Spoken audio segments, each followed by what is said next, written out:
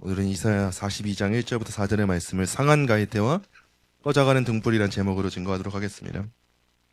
이번 주일이 부활 주일이고 그래서 많은 교회들은 오늘을 성금요일이라고 많이 기념을 하곤 합니다. 우리 교회는 딱히 이렇게 해서 정해서 고난 주간을 지키고 그렇게 하진 않지만, 그렇다고 해서 열심히 지키는 한국 교회를 비난하는 것도 그렇게 좋지만은 않은 것 같아요. 우리가 언제 뭐 로마 카톨릭처럼 절기를 지키고 그랬던 적이 어디 있겠습니까, 한국 교회. 이번 한 주간 여러분들은 어떤 묵상을 하셨을지는 모르겠는데, 일반적으로 고난 주간을 지키고 부활절을 기념하는 이 교회들에서는 금식을 하기도 하고, 아주 작은 행동이지만 미디어 금식부터 시작해서 하루에 뭐 1시간씩 기도하기, 아니면 특별 새벽 기도, 이런 식으로 특히나 우리 주님의 고난을 묵상하는 시간을 많이 보내는 것 같아요. 이런 묵상하는 시간을 많이 보내는 교회들을 우리가 한 주 동안 아무 생각 안 하고 살았던 우리가 어떻게 비난을 하겠어요? 그건 아닌 것 같아요. 적어도 오늘 하루는 우리가 흔히 성금요일이라고 할 때 왜 그렇게 말하냐면, 우리 주님께서 십자가에 못 박히시고 사흘 만에, 요즘에 애들이 사흘이라고 하면 알아듣지도 못한대요. 3일 만에 살아나셨을 때, 그날을 우리가 가리켜 주일로 이제 지키게 되었고 예배하는 날이 되었는데, 그렇다 하면 금요일이 예수님이 십자가에 못 박히신 날이겠구나라고 해서 흔히 우리가 이 4월에 있는 첫 주 금요일을 성금요일이라고 해서 지키곤 합니다. 오늘 아마 여러분들이 하루를 살아가시면서 십자가를 얼마나 묵상하셨는지는 모르겠어요. 근데 우리가 오늘 읽은 본문도 그렇고, 우리가 오늘 특히나 함께 살펴볼 내용은 우리를 위하여 대신하여서 십자가에 못 박히신 예수 그리스도께서 어떤 일을 하셨는가. 우리가 진짜 상한 존재이고 꺼져가는 존재인데 그리스도께서 우리를 위하여 어떤 사역을 하셨는가, 그 내용을 우리가 오늘 본문을 통해서 살펴보도록 하겠습니다. 우리가 발 딛고 살아가는 이 세상의 시스템은 참 냉혹합니다. 오늘날 진화론이 판을 치고 있을 때, 진화론이 과학이라는 이름으로 둔갑해서 아이들한테 가르쳐질 때 세상이 과학적이고 좋은 세상이 될 것 같지만, 진화론의 핵심은 적자생존이에요. 도태되는 존재가 있다는 거예요. 그래서 자연스럽게 약자들이 집어삼킴 당하는 것을 아무렇지도 않게 합리화시키는 게 진화론의 이론입니다. 이런 진화론이 팽배한 사회 가운데 우리 아이들과 우리 장년 성도님들이 살아남는 것은 어지간한 그 경쟁 의식을 부추기지 않고는 굉장히 힘든 일일 거예요. 또 자본주의도 우리가 비교적 이 세상에서 살아갈 때 건강한 시스템이다라고 해서 자본주의라는 시스템을 어쩔 수 없이 우리가 수용하고 살아가지만, 자본주의의 또 다른 이면에는 인간의 이기심이라는 게 있습니다. 그 이기심을 가지고 어떤 사람은 하나님이 허락하신 시간과 은사를 합당하게 사용하는 성경적인 측면이 있는가 하면, 분명 이 자유시장 경제는 인간 각 개개인의 이기심을 부추기며 어떤 사람은 돈을 벌고 어떤 사람은 잃을 수밖에 없는 그 경쟁이 어쩔 수 없이 있는 게 이 사회 시스템이에요. 이런 자본주의와 진화론적 사회에서는 사람을 효용성으로 판단하고 성과로만 판단을 합니다. 세상의 권력자들과 거대한 시스템은 자기의 목표를 달성하기 위해서 약하고 상처받은 자들이 짓밟히는 것을 대수롭지 않게 여겨요.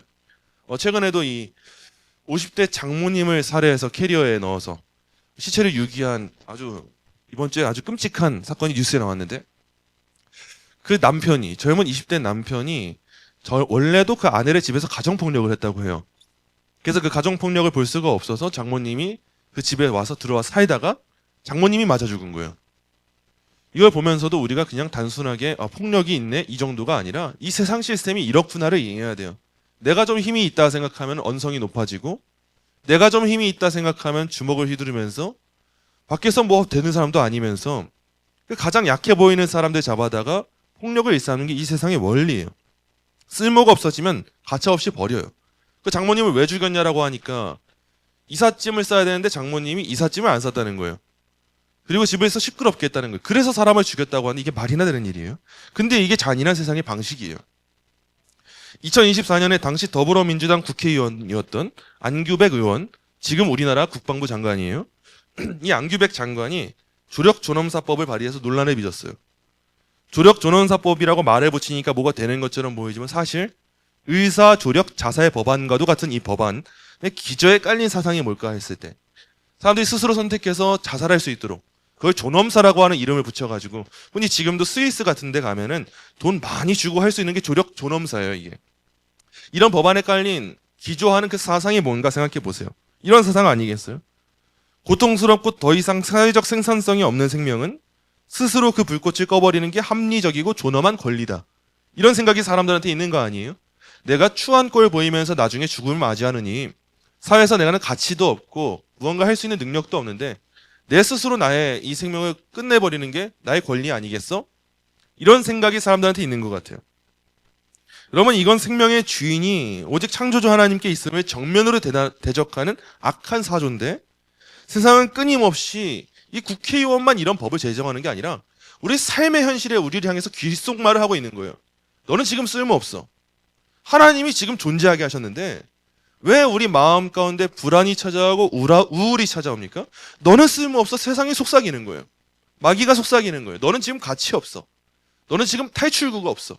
너는 이 문제를 마주했을 때 스스로 일어설 수 있는 힘이 없고, 너는 이렇게 철저히 무너져 버렸기 때문에 어디서도 사랑받을 수 없고, 가족한테도 인정받을 수 없고, 너는 어디서였어도 뭐 존재할 의미가 없는 악한 존재야. 너는 집만 되니까 당장 꺼져버려.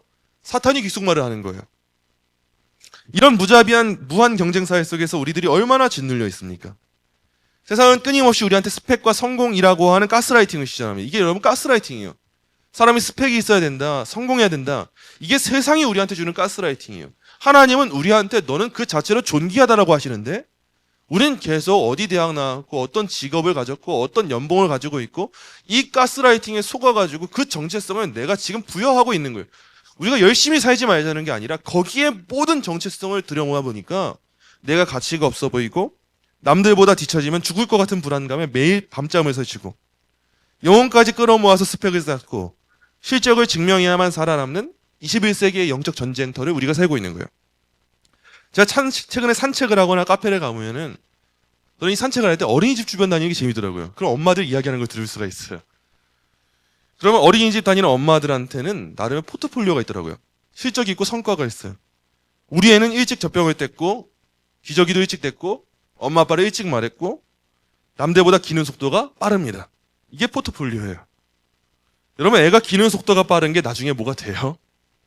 기는 속도 빨라서 뭐 고속도로 타게요. 기는 속도가 아무리 빨라봤자 기는 거예요. 아직 걷지도 못하는 건데, 세상은 우리를 끊임없이 비교의 쳇바퀴에 밀어넣는 것 같아요. 말 먼저 할 수 있는 거 정말 좋은 거고 하나님 은사예요. 근데 기는 거 가지고 세상에서 뭐 되지는 못해요. 그런데도 불구하고 우리 스스로 그 세상에 우리를 밀어넣고 이리저리 치이고 찢겨서 영적으로 육적으로 번아웃에 빠져서 아무런 힘을 낼 수 없는 상황 가운데 처한 그 사람들이 저와 여러분 아닙니까? 그러나 오늘 말씀을 통해서 우리가 진정 보아야 할 것을 보았으면 좋겠어요. 우리가 오늘 살펴볼 내용은 이사야서 42장인데, 이사야서 41장에는 하나님이 무능한 세상의 우상들을 향해서 보라라고 하시면서 그들의 폭력성과 무능함을 적나라하게 폭로하시는 장면이 나오고, 그리고 이어지는 오늘 본문이 42장 1절이에요. 42장 1절에서 다시 한번 보라라고 하세요. 세상의 무능함을 보라라고 말씀하신 다음에 42장에서 또 다른 보라를 말씀하세요. 오늘 본문 1절 우리 함께 한 목소리를 읽겠습니다. 내가 붙드는 나의 종, 내 마음에 기뻐하는 자, 곧 내가 택한 사람을 보라. 내가 나의 영을 그에게 주었은즉 그가 이방의 정의를 베풀리라. 아멘. 여기서 보라에 해당하는 히브리어가 단지 눈으로 봐라가 아니라 모든 시선을 다 집중해서 저런 대단한 장면 좀 봐. 감탄사처럼 사용된 게 보라예요. 야, 저기 좀 봐. 빨리 봐야 돼. 이거 무조건 봐야 돼. 저기 보통 일이 아니야. 시선을 고정하고 보라라고 하는 게 오늘 본문 말씀입니다. 내가 붙드는 나의 종, 내 마음에 기뻐하는 자, 곧 내가 택한 사람을 보라. 내가 나의 영을 그에게 주었은즉 그가 이방의 정의를 베풀리라. 여기에서 정의로 번역된 단어가요, 단순히 사법적인 공의를 넘어서서 하나님의 창조하신 본래 질서를 말하는 게 이 정의예요. 그래서 이 종이 뭘 하는가 보니까 하나님의 창조를 벗어났던 세상을 다시 한번 하나님의 창조 질서에 들어올 수 있도록 하는 역할을 하기 때문에 지금 봐라. 너희 지금 혼돈한 세상 가운데 세상의 것들을 보고 우상의 것들을 보고 있을 게 아니라 그 혼돈함을 다시 질서로 이끌고 오는 나의 종, 그 아들, 그를 보라라고 오늘 본문에서 선포하는 겁니다. 여러분, 오늘 밤에 여러분 꼭 이 여호와의 종에게 우리의 시선을 두고 보게 되는 그 은혜가 있으시기 간절히 소망합니다. 오늘 본문 3절을 보시면 우리 주님이 통치 방식을 이렇게 선포하세요. 본문 3절 말씀 함께 읽겠습니다. 상한 갈대를 꺾지 아니하며 꺼져가는 등불을 끄지 아니하고 진실로 정의를 시행할 것이며. 아멘. 여기서 성경이 말하는 상한 갈대가 어떤 상태인가 보니까 단지 삶이 피곤하고 우울한 상태, 그게 아니에요. 여기서 상한으로 번역된 히브리어는 산산조각이 나다, 부러졌다, 짓밟히다 이런 뜻을 갖고 있는 용어가 이 용어예요. 그럼 갈대는 나풀나풀할 때가 아름다운 게 갈대인데 그 갈대가 부러져서 너덜너덜한 상태로 휘청거린다 생각해 보세요. 그거는 정말 볼품이 없어요. 내적으로 심각한 손상을 이미 입어버린 거예요. 이 갈대라는 존재가. 그래서 부러지기 직전에 너덜너덜한 그 상태. 누가 톡하고 건들면 부러질 것 같은 그 상태가 바로 이 상태인데 이게 바로 갈대한테는 파산의 상태 아니겠어요? 이 상한 갈대의 상태를 말씀해 주시는 거예요. 여러분 고대 근동에서는 갈대는 널리 흔해 빠져 있는 소모품이었어요. 사람들은 갈대를 가지고 자를 만들어서 척도를 삼거나 아니면 피리를 만들었어요. 그러다가 조금이라도 금이 가고 갈라지면 아무 가치가 없으니까 그냥 버려버리는 게 갈대였어요. 그 갈대 고이 모셔가다가 소중하다고 모시고 있는 사람이 어디 있겠어요. 그냥 쓰다가 다 쓰면 버리고 쓰다가 버리는 소모품에 불과했어요. 이걸 우리 21세기의 삶으로 이해해보는 거예요. 여러분 집에 책상을 보시면 위에 볼펜이 있으실 거예요. 그 볼펜을 쓰려고 딱 들었는데 볼펜이 아무리 써도 나오지가 않아요. 잉크가 다 한 거예요. 그럼 여러분 어떻게 하시겠어요? 그냥 탁탁탁 책상에 몇 번 쳐보겠죠. 그 괜히 뚜껑 돌려가지고 한번 보겠죠. 그 심지를. 그리고 나서 여기에 뭐 잉크가 없나 보고 나서 뭐 입김도 불어보고 해보다가 탁탁탁 하다가 뭐야 안 나와 하면 뭐 어떻게 하겠어요? 쓰레기통에 던져버리는 거 아니에요? 갈대라는 게 그런 거예요. 갈대라는 게 적당히 쓰다가 용도를 다했을 때 부러져 버렸을 때 그냥 버려버리는 건데 오늘 본문에서 이 갈대를 누구에게 비유하는가? 저와 여러분이에요. 세상이 우리를 보는 시선이 바로 이렇습니다. 세상은 우리를 그렇게 존귀하게 바라보지 않아요. 적당히 쓰다가 탁탁 치고 잉크가 없어? 버려버려. 육신의 질병이 찾아오면 세상은 어떻게 해? 넌 이제 쓸모없는 부러져버린 갈대야. 도태된 인간아 당장 나가버려. 가차없이 인생의 쓰레기통에 던져버려. 이게 바로 마귀가 지배하는 세상의 폭력성이에요. 그런데 복음은 역설의 은혜를 제시합니다. 시편 51편이에요. 시편 51편의 말씀도 우리 함께 읽도록 하겠습니다. 하나님께서 구하시는 제사는 상한 심령이라. 하나님이여 상하고 통회하는 마음을 아멘. 여기서 말하는 상한 심령이라고 하는 단어가 상한 갈대와 같은 거예요. 하나님은 우리가 대단한 업적을 들고 나올 때 기뻐하시는 게 아니라 오히려 역설적이에요. 주님, 저는 상하고 부러져버린 갈대예요. 심지어 나무도 아니에요. 나무라면 보잘것이라도 있어요.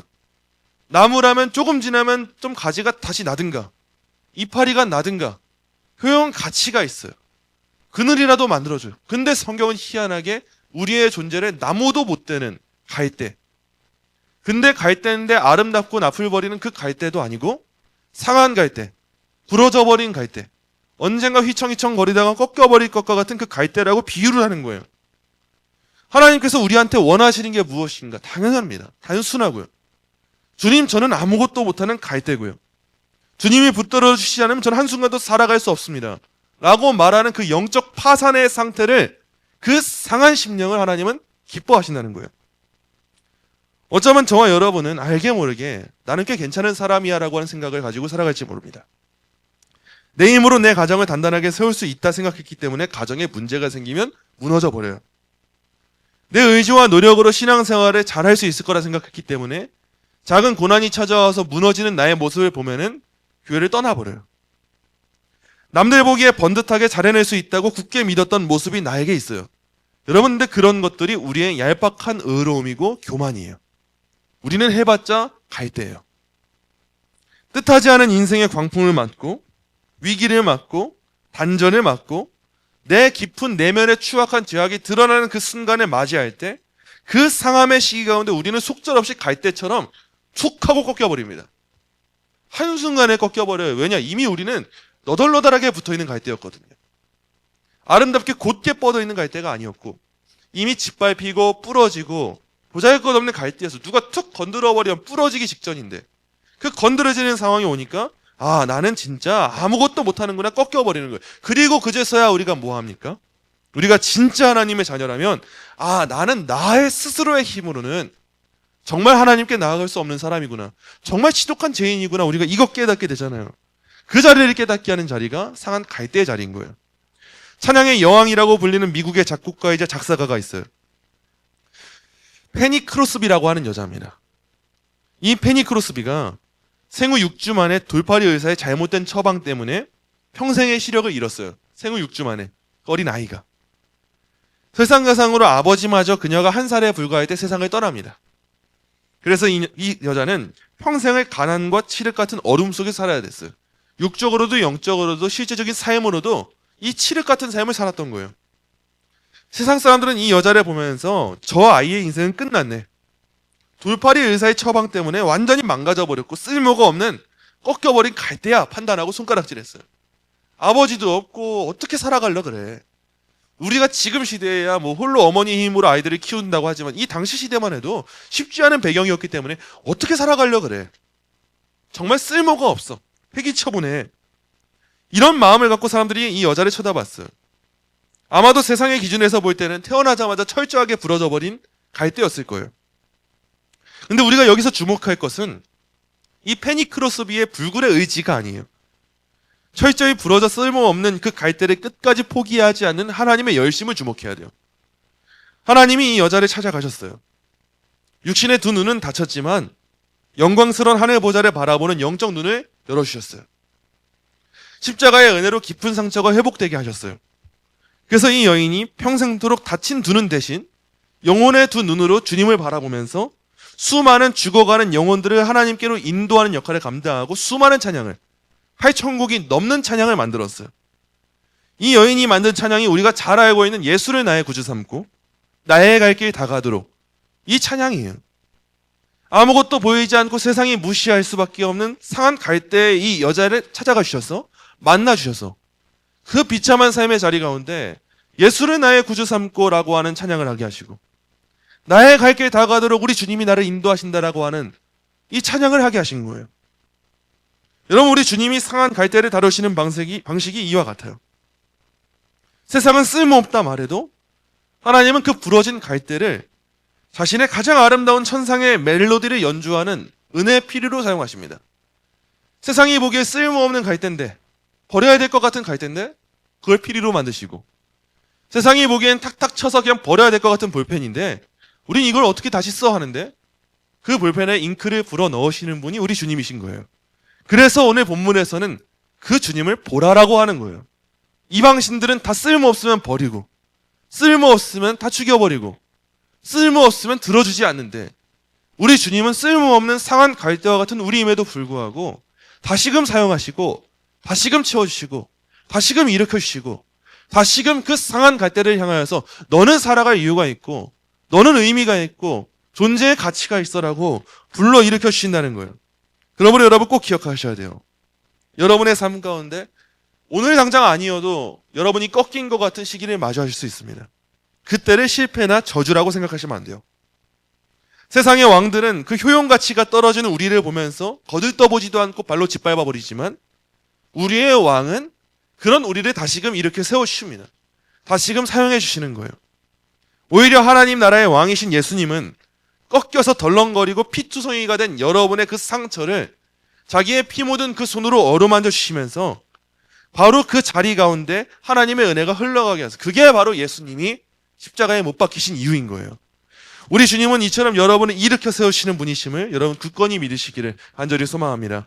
이어서 이사야 선지자가 3절 하반절에서 우리를 가리켜서 꺼져가는 등불이라고 부릅니다. 여기서 꺼져가는으로 번역된 히브리어는 희미하다, 빛을 잃다 이런 말인데, 여러분 그냥 촛불을 생각하시면 쉬울 거예요. 등잔을 생각하시면 등잔의 심지가 다 타버려서 불꽃은 거의 보이지 않아요. 꺼질랑 말랑하고 있어요. 그리고 지금 매캐한 연기만 나고 그을음만 생기는 거예요. 우리는 이 말씀 가운데 몇 가지 사실을 발견하는데 그중 하나가 뭐냐? 우리는 스스로를 생각할 때 불타는 인생을 소망합니다. 이왕 하나님 믿고 예수님 믿고 따라간다고 하면 불타 없어지길 바라는데 불이 능력이 없어요. 우리는 처음엔 잠깐 활활 타는데 우리는 금방 꺼져가는 등불이 되는 신앙을 가십니다. 불이라도 있으면 좋겠는데 불은 보이지 않고 매캐한 연기만 나는 게 우리의 신앙 아니에요? 여러분, 일상이 영적 전쟁터예요.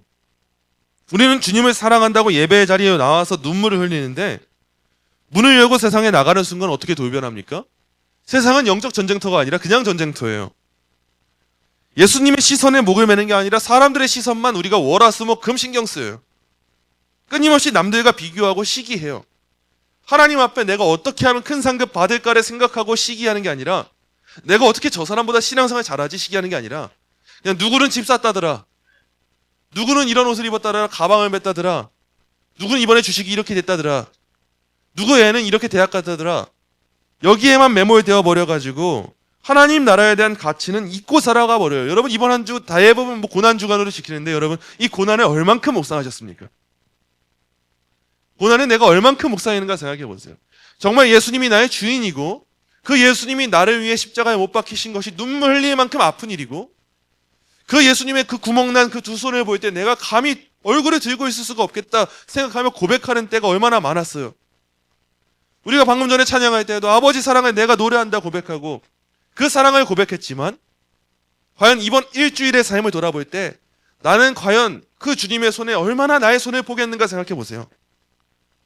내 뜻대로 되지 않으면 조금만 내 뜻에서 어긋나도 혈기를 부리는 게 이번 주의 나의 모습이었고 세상의 쾌락에 타협하면서 지독하고 매캐한 냄새만 뿜던 거 그리스도의 향기가 어디 갔어요? 세상에 매캐한 그 매연 같은 냄새만 나한테 났던 게 이번 한 주간 아닙니까?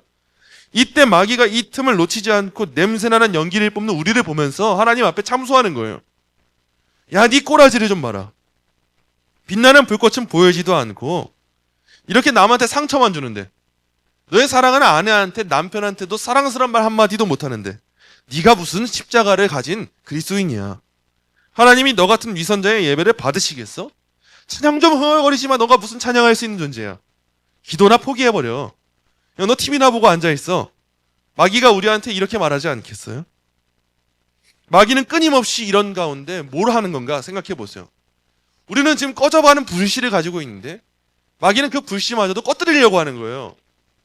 너가 무슨 신앙생활할 자격이 있어? 너는 이러면서 어떻게 가족들과 예배를 나와? 꺼버리는 거예요.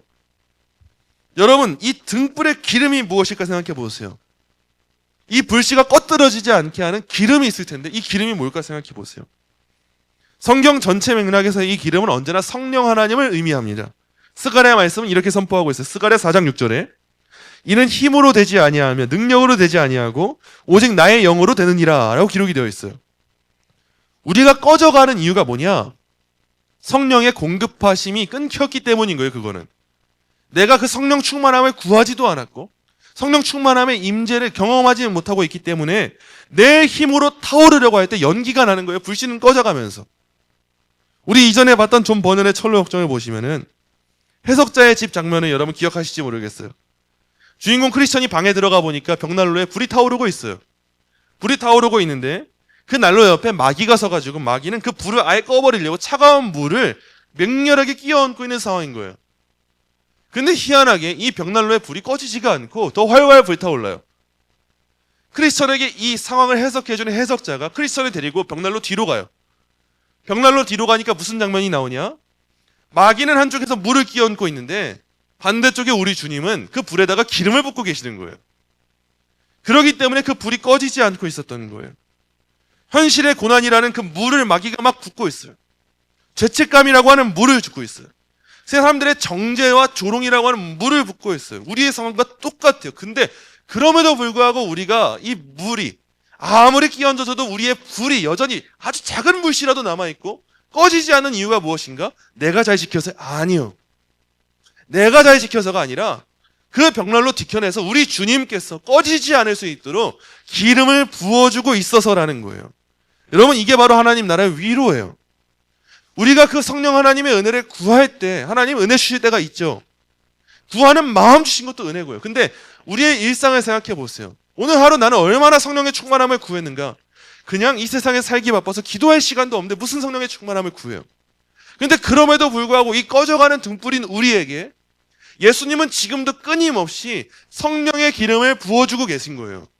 그래서 우리 안에 있는 이 불씨가 꺼지지 않고 마귀의 참소에도 불씨가 꺼지지 않고 여전히 우리는 불탄다는 거예요. 세상은 우리를 그 불씨를 꺼버리려고 하고 짓밟으려고 하는데 예수님은 그 불씨를 살려주신다는 거예요. 오늘 밤 우리가 주목해야 될 실질적인 포인트가 여기 있어요. 마귀의 정죄가 찬물을 끼얹으려고 할 때 우리가 해야 할 일은 그 물을 막아서는 게 아니에요. 우리는 물을 막아서려고 해요. 세상의 말을 안 들으면 되겠지? 세상이 이렇게 말해도 흔들리지 않는 내가 되면 되겠지? 내 마음의 중심이 굳건하면 될 거야. 물을 막으려고 하는데 더 중요한 게 뭐냐? 물을 막는 게 아니라 기름을 부어주시는 주님을 보는 거예요. 거기에 시선을 고정하면 누가 물을 부어도 흔들리지가 않아요. 그냥 갈 길 가는 거예요. 여러분, 제가 최근에도 말씀드렸는데 핸드폰 배터리가 1% 남았대 생각해 보세요. 그때는 모든 관계가 정리가 됩니다. 받지 않아도 되는 전화 안 받아요. 답장 안 해도 되는 카카오톡 답장 안 해요. 보지 않아도 되는 유튜브, 넷플릭스, 드라마 안 봐요. 그때 우리가 뭘 하겠습니까? 충전기만 찾아요. 어떻게 하면 충전할까? 보조 배터리 어디 있지? 이 1% 남았을 때 어떻게 해야 배터리가 아낄 수 있지? 나 중요한 전화 받아야 되는데. 그때는 카톡 채팅창도 들어가지 않고 SNS도 들어가지 않아요. 그냥 충전기만 찾고 있는 거예요. 여러분, 우리 영혼도 이런 거예요. 우리가 지금 뭘 해야 되냐? 우리 영혼이 1% 남았을 때 뭘 해야 되냐? 다른 거 보고 있을 때가 아니라 우리의 영혼의 충전기 되시는 주님을 보라는 거예요. 그게 우리한테 주시는 메시지예요. 우리 예수님은 여러분의 죄악된 그을음을 탓하지 않으세요. 오히려 그 그을음을 사랑의 손길로 닦아내세요. 그리고 여러분의 심지를 성령의 기름통에 푹 담그세요. 이게 복음의 능력인 거예요. 내가 불을 지피는 게 아니라 주님이 부으시는 기름에 나를 맡기는 거예요. 내가 해서 불타는 게 아니라 주님이 부어주시니까 불탄다는 거예요. 오늘 기도할 때 주님, 제가 성령의 기름 없이는 매캐한 염기만 뿜어내는 죄인입니다. 나를 끄지 마시고 다시 한번 성령으로 충만하게 하시옵소서. 이렇게 부르짖는 여러분 되시기를 간절히 바랍니다. 여러분, 그렇다면 우리 주님이 도대체 우리를 어떻게 이토록 깊이 채울하시고 이토록 냄새나는 우리를 어떻게 품으실까? 이 본문 4절을 봐야 돼요. 본문 4절에 보면 이해가 돼요. 본문 4절이에요. 본문 4절 말씀 우리 함께 한 목소리로 읽겠습니다. 그는 쇠하지 아니하며 낙담하지 아니하고 세상의 정의를 세우기에 이르니 성도의 그 교훈을 앙망하리라. 아멘. 이 구절을 우리가 한글로 보니까 이해가 잘 안 되는데 원어로 보면 소름 돋는 하나님의 손길을 발견하게 돼요. 4절에서 여호와의 종이 쇠하지 아니하며 라고 기록된 부분, 그리고 낙담하지 아니하고 라고 기록된 부분에 쓰인 히브리어 원어와 앞선 3절에 쓰인 우리의 상태, 꺼져가는 등불과 상한 갈대에 사용된 단어가요, 같은 어근을 사용해요. 쇠하지 아니한다 라고 할 때 쇠하다가, 꺼져가는 등불을 말할 때 꺼지다 라고 하는 말과 같은 어근을 사용하고, 낙담한다 라고 하는 말과 상한 갈대에서 사용된 상하다 라고 하는 언어와 이 같은 어근을 사용해요. 이 기가 막힌 언어의 일치가 무엇을 의미하는가 생각해 보세요. 영광의 보좌를 버리고 이 땅에 오신 예수님께서 높은 하늘에서 팔짱 끼고 너희 참 불쌍한 존재들이다 이러는 게 아니라는 것을 오늘 본문이 비추어서 보여줍니다. 세상의 스펙과 성공에 눈이 멀어서 꺾이고 꺼져가던 우리를 대신해서 예수님께서 갈보리 언덕 십자가 위에서 채찍에 맞아 살이 찢기실 때 우리 예수님이 상한 갈대가 되셨어요. 물과 피를 다 쏟으시면서 십자가 위에서 생명이 희미해져 가실 때 친히 철저한 꺼져가는 등불이 되신 분이 우리 예수님이에요. 예수님이 어쩜 그렇게 우리의 모든 마음을 잘 아시는가? 예수님은 진짜 상한 갈대가 되어보셨고 꺼져가는 등불이 되어보셨기 때문에 그래요. 내가 상해서 부러져야 할 그 자리에 주님이 대신 부러지셨어요. 그래서 우리는 상해도 끝까지 상하지 않아요. 내 영혼이 지옥불에서 영원히 꺼져야 될 그 자리에 주님의 생명이 대신 꺼지셨어요. 그래서 우리는 아무리 꺼지는 것처럼 보여도 그 불씨가 완전히 사라지지 않아요. 내가 꺾여보지 않았고 내가 꺼져보지 않았어요. 근데 우리가 흔히 오늘 성금요일이라고 지키는 오늘 그리스도께서 십자가에서 하신 그 이 일 때문에 예수님이 진짜 상해보셨고 진짜 꺼져보신 그 은혜 때문에 저와 여러분은 상한 갈대처럼 보이고 꺼져가는 등불처럼 보여도 사실은 존경받는 갈대이고 꺼지지 않는 등불이라는 것을 오늘 본문이 보여주는 거예요. 주님이 상한 갈대를 꺾지 않으세요. 그 이유가 뭐냐? 본인이 꺾여보셔서 그래요. 우리 주님이 꺼져가는 등불을 끄지 않으세요. 이유가 뭐냐? 본인이 꺼지셨기 때문이에요. 그 어둠을 뚫고 깊이 꺼지셨어요. 여러분, 내 아픔을 뼈저리게 채울하신 이 십자가의 사랑, 우리 대신 꺾이신 이 압도적인 은혜가 저와 여러분이 유일하게 붙잡아야 될 소망입니다. 세상에서 우리가 한 주 동안 어떤 소망들을 붙잡고 살았을지 모르겠어요. 이게 필요한데 저게 필요한데 그걸 보고 보았을 거예요. 우리는 그럼 이사야서 41장에 나오는 이방신들을 본 것과 다를 바가 없어요. 근데 우리가 진짜 예수 믿는다는 건 뭐고? 예수님의 십자가가 은혜라는 건 뭐냐?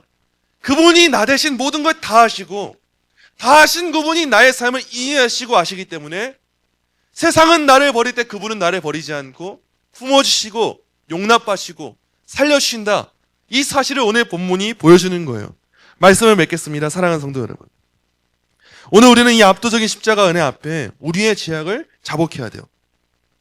세상의 인본주의가 판을 치고 조력존엄사법, 차별금지법 이런 악한 사조가 하나님의 창조 질서를 짓밟고 있는데 우리는 그냥 내 알량한 자존심과 밥그릇이 중요했잖아요. 침묵했잖아요. 적당히 세상과 타협하면서 영적인 야성을 잃어버리고 불씨가 꺼져가면서 매캐한 연기만 뿜어냈잖아요. 이게 바로 우리가 영적 소경이고 파산한 자들이라는 증거예요. 오늘 밤에 이 십자가 앞에 여러분의 모든 것을 쏟아내시기 바랍니다. 강한 척하는 건 사람들한테 먹혀요. 근데 우리 주님 앞에서 의미 없어요. 신앙생활 잘하는 척하는 거 교회에서 먹혀요. 근데 우리 주님 앞에는 의미가 없어요. 아무 문제 없는 척 위선 떠는 게 아니에요. 너는 안 돼, 넌 실패자야, 가스라이팅하는 마귀의 소리에 철저히 귀를 닫으시고 나의 꺾임과 메마름을 조롱하지 않고 보이지 않는 벽 뒤에서 오늘도 지금도 기름을 붓고 계시는 그 예수님의 바짓가랑이 붙잡는 신앙이 저와 여러분에게 회복이 되어야 돼요. 오늘 이 밤의 결단은 단순히 내일부터 우리가 윤리적으로 착하게 살겠습니다, 내일부터 성경 열심히 읽겠습니다, 이런 얄팍한 다짐이 아니에요. 주님, 저는 내 힘으로 단 하루도 타오를 수 없는 전적인 죄인입니다. 이 고백이 머리로 하는 고백이 아니라 우리의 가슴을 울리는 고백이 되어야 돼요. 저는 진짜 아무것도 아니에요, 주님. 저는 어찐 나무도 아니고 그냥 해봤자 갈대인데 그 갈대임에도 불구하고 심지어 상하고 꺾인 갈대예요, 주님. 저는 빛을 내는 것처럼 보이고 불씨를 여전히 품고는 있으나 그냥 꺼져가는 등불이에요, 주님. 저는 지금도 등불이 꺼져가고 있어서 매캐한 연기만 내고 있는 존재예요, 주님. 그래서 저는 주님이 필요해요. 철저히 엎드리는 신앙이 필요한 거예요. 시편 34편 말씀이에요. 시편 34편 18절 말씀 우리 함께 한 목소리로 읽겠습니다. 여호와는 마음이 상한 자를 가까이 하시고 충심으로 통회하는 자를 구원하시는도다. 아멘. 오늘 하나님 앞에 여러분이 완벽한 모습으로 나오지 않아도 괜찮아요. 그게 복음의 은혜예요. 오히려 좋아요. 파산한 자만 주님의 은혜를 진짜 구할 수 있거든요. 주님 앞에서 체면 차리지 않고 여러분 어린아이처럼 엉엉 우는 신앙의 그 신수한 면모가 회복되어야 돼요. 상처난 그 못 박힌 손으로 여러분의 눈물을 닦으시는 성령님의 손길을 온전히 느낄 수 있어야 돼요. 이런 마음으로 우리가 엎드릴 때 주께서 여러분을 다시 일으켜 세우실 거예요. 여러분의 부러진 자리는 십자가의 영광으로 채워질 거고 연기만 나던 여러분의 심령은 다시 한번 열방을 비추는 성령의 불꽃으로 활활 타오르게 될 겁니다. 우리 안에 작은 불꽃을 결코 끄지 않고 마침내 찬란한 하나님 나라의 야성으로 빛나게 하실 그 십자가의 은혜 여러분 깊이 묵상하면서 그 십자가의 은혜에 여러분 모두의 인생을 맡길 수 있는 그 신앙이 회복되시기를 간절히 소망합니다.